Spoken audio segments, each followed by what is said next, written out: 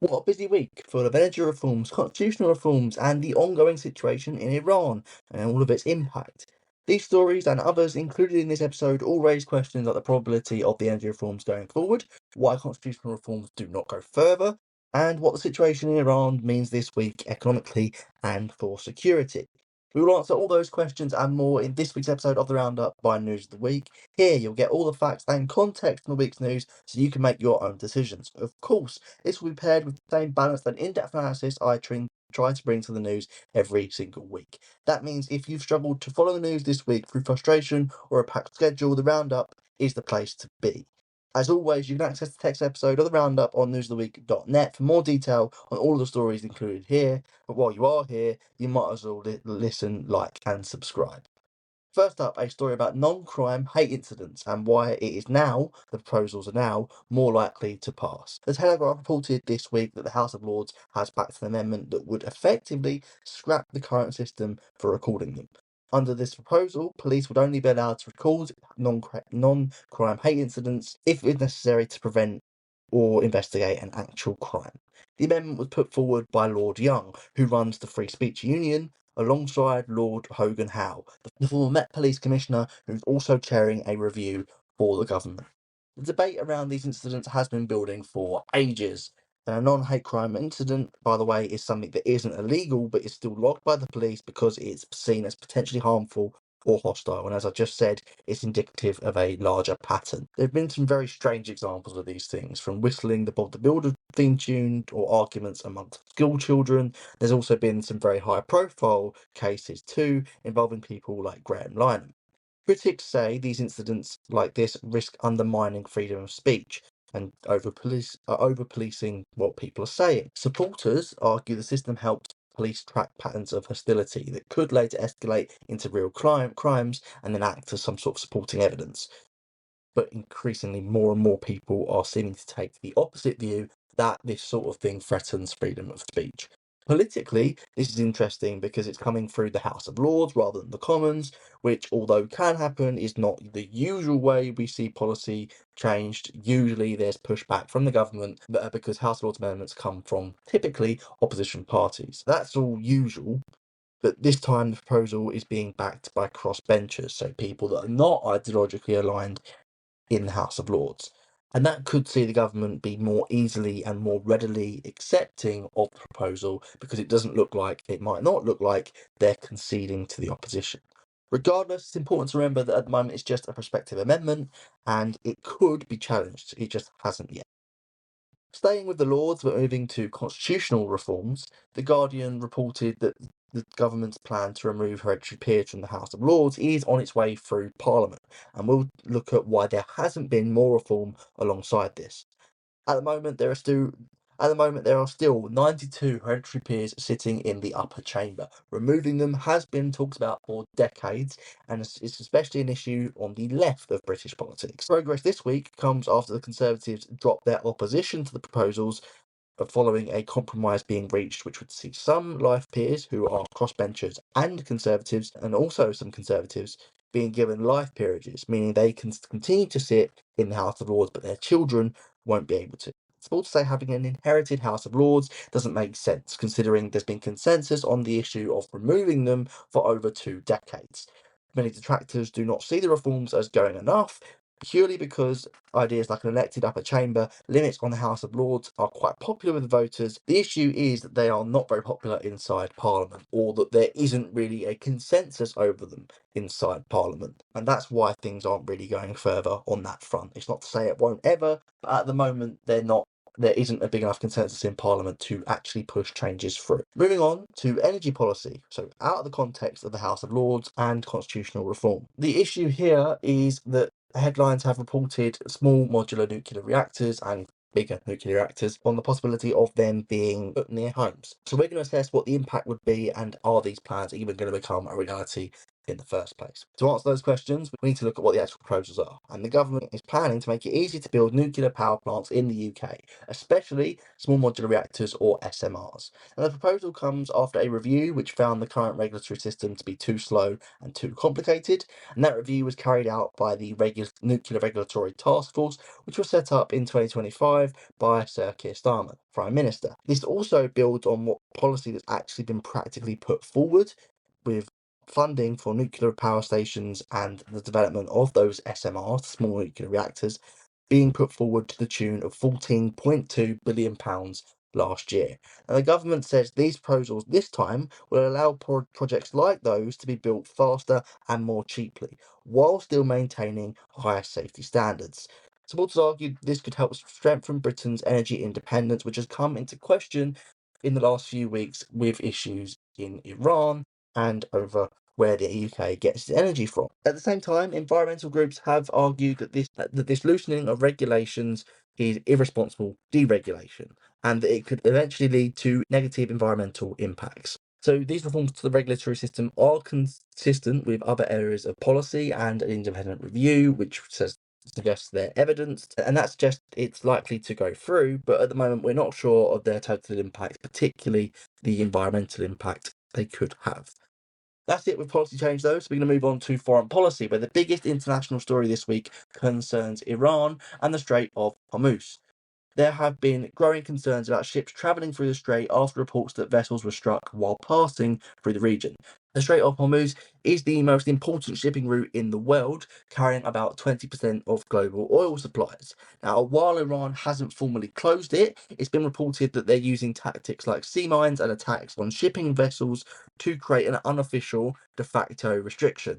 This is already having an economic effect, with shipping companies now paying a higher insurance premium and security costs, which those costs are then being transferred onto the consumer. That, combined with higher demand and more scarcity, is driving bills up at the moment. In terms of what's being done about it, well, the UK is considering deploying mine hunting drones and other defensive equipment, while the destroyer HMS Dragon, which is already stationed in the region, could be used to protect British interests. And this isn't just a British response. In an interview with NBC, Donald Trump suggested several countries, as well as the USA, are working together to secure the route. He also indicated that while Iran may want negotiations, conditions for peace talks aren't quite there yet, which means that the situation remains unstable, despite there being signs of both increasing British involvement and a severe economic impact. The other side of developments this week concern the impact of the conflict on other areas of British foreign policy, because British ministers have warned about Russia and how they could benefit from the conflict, particularly with higher oil prices strengthening their economy. And that comes after the USA has eased regulations and sanctions on who can buy Russian oil. The UK hasn't followed suit, says a lot about how involved the UK is going to be and how credible these fears of an economic resurgence from Russia are. Moving on to other international affairs, though, particularly those concerning the UK. Another area of foreign development this week, Keir Starmer's meeting with the Irish Taoiseach, Michael Martin, in Cork, and the development which is a development which prompted speculation over the two countries' futures. The UK and Ireland are holding annual summits at the moment to discuss and coordinate policy and maintain close cooperation. Last year, the two governments agreed a long-term partnership running until 2030, covering things like trade, security, infrastructure, and closer cultural ties. This year's discussion focused on expanding that cooperation even more, including things like renewable energy and skills development. Now, the tone of this meeting was positive, like the last one, and that suggests very good things about the relationship between the two countries. Indeed, the Taoiseach's comments were warm following it, and I'm sure Keir Starmer's were the same. But as with most diplomatic agreements, as we get closer and closer to that 2030 deadline, the question will turn into how much these policy changes actually are significant over time, rather than just what the relationship between the two leaders is. And so we're going to have to watch out for that to truly assess the impact that the meetings are having. Basically, it's too early to tell what the outcome of this meeting really is for relations between the countries. There's also, unshockingly for any regular listener, development in the Chagos Islands deal, with the idea now being that there is a threat to the deal coming from the USA once again. The story this week comes from LBC, who notes the agreement could face obstacles in the United States Congress. US Senator John Kennedy, who we've already talked about over his negative comments on the deal and his influence over the president, has proposed legislation called the Diego Garcia Oversight Act. Now, this act, if it passes, would require Congress to approve any changes to the original 1966 treaty, which concerned the governing of the base on Diego Garcia. Now, that could require the UK to submit formal reports explaining why the changes to the arrangement are necessary internationally in order to justify the Congress accepting the changes. Because Republicans can currently control both the houses in Congress, the bill could move forward. But the US legislative process is unpredictable and very, very long-winded. In all honesty, it could be an episode of another show all on its own.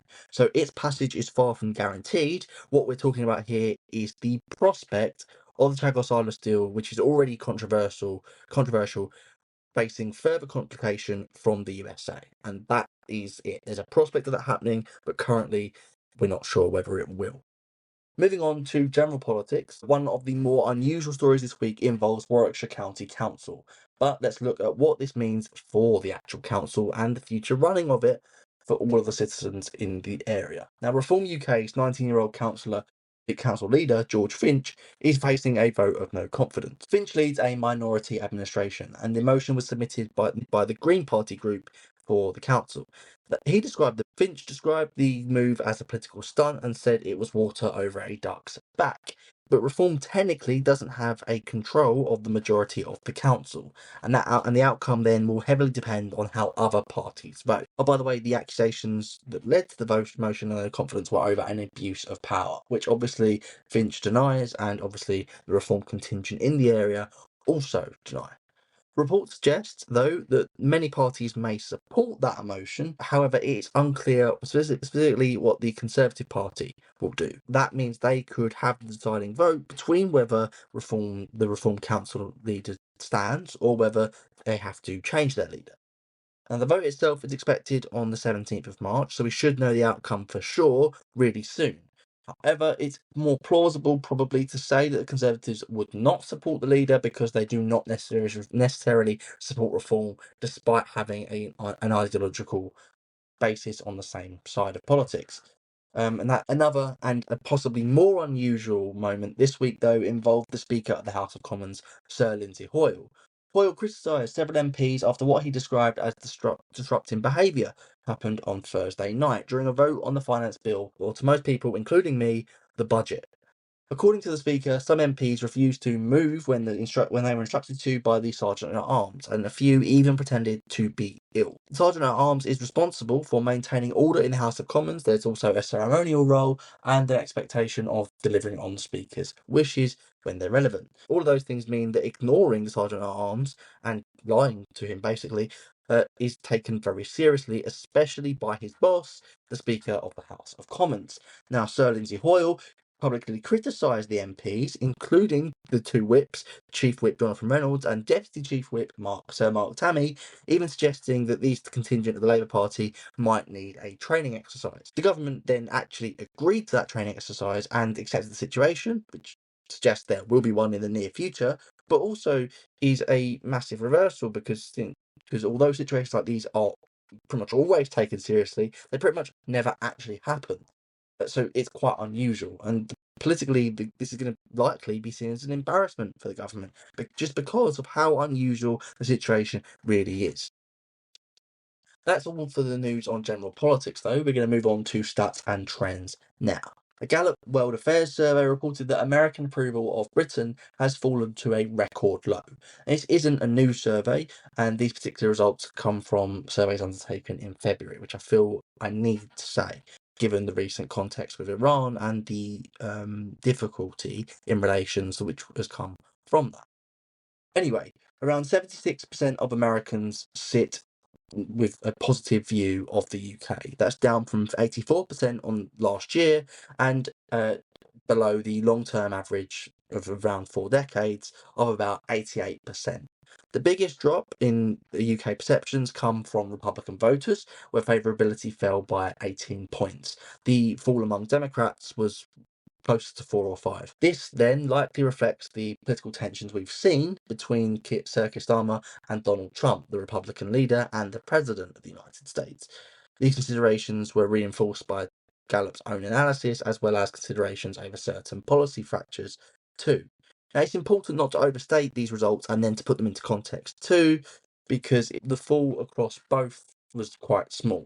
And it's still quite a high support level for the UK, which suggests there isn't actually anything too terrible wrong. Although, don't get me wrong, there's still the relations are still worse, suggestively, than they have been for 40 years. But also there was a drop with other allies too, including Canada. So the takeaway might really be that these changes reflect a broader shift in American attitudes towards their traditional allies, rather than a specific collapse in the UK-US relationship. Meanwhile, back to British affairs, from a story that probably should have been in the foreign policy segment, really. We're going to cover new figures from the Office for National Statistics, which shows the UK economy failed to grow in January. The ONS described the economic picture as subdued, with part of the breakdown and slowdown in growth coming from a lack of house building, where construction activity fell by 5.6%. At the same time, the conflict in Iran has pushed up oil prices by roughly 20% and gas prices by around 50%. The combination of that, the weak growth and the rising energy prices, creates a difficult situation for the government and sort of brews up a bit of storm of concern surrounding the economy. Regardless, it seems house building seems to be the reason for low and no growth, but worse still, there is upward pressure on the cost of living, and that continues the pressure on the government economically. Finally, in the last story for this week, the UK asylum appeals backlog reached a record high. By the end of 2025, there were more than 80,000 appeals waiting to be heard. That's double the number a year earlier. Average waiting times reached 63 weeks, which are up from 43 in 2024. At the same time, more than 30,000 asylum seekers are currently being housed in hotels while their cases and their appeals are being processed. The government says its reforms to the asylum system will eventually reduce delays, and they said they are working at getting the first claim bit, at the initial claim process system moving again. Essentially, they will say this will aid the appeals process too, and that's amid a whole myriad of their other reforms, from legal definitions to actually speeding up removals. And all of that is probably true in the long term. But for now, their policy of targeting the standard backlog, not the appeals backlog, along with increased illegal migration, seems to be leading to an increase in the amount of appeals needing to be heard, which is obviously then affecting the average delay and the outstanding backlog. So while the government's reforms could have positive future implications, at the moment, in the short term, it actually seems to be creating a bigger issue and more appeals. And worse is that this could translate into a long-term issue too if the government are unable to clear their backlog, because that would then necessitate these asylum seekers are being held somewhere, which at the moment is partly in hotels, which the government has planned on, pledged even, to stop using by 2029. So there is a time pressure on their policies working out. This week, that's the end of this week's episode, and this week has shown constitutional reforms, energy policy, and non-hate crime incidents are all being worked on by the government. It's also led to economic concerns around energy from the Iran situation and the potential concerns over increased escalation as well as increased involvement. That's all while there is a no confidence vote in local council, with implications for reform in the UK and misbehaviour, and embarrassing misbehaviour in Westminster from MPs.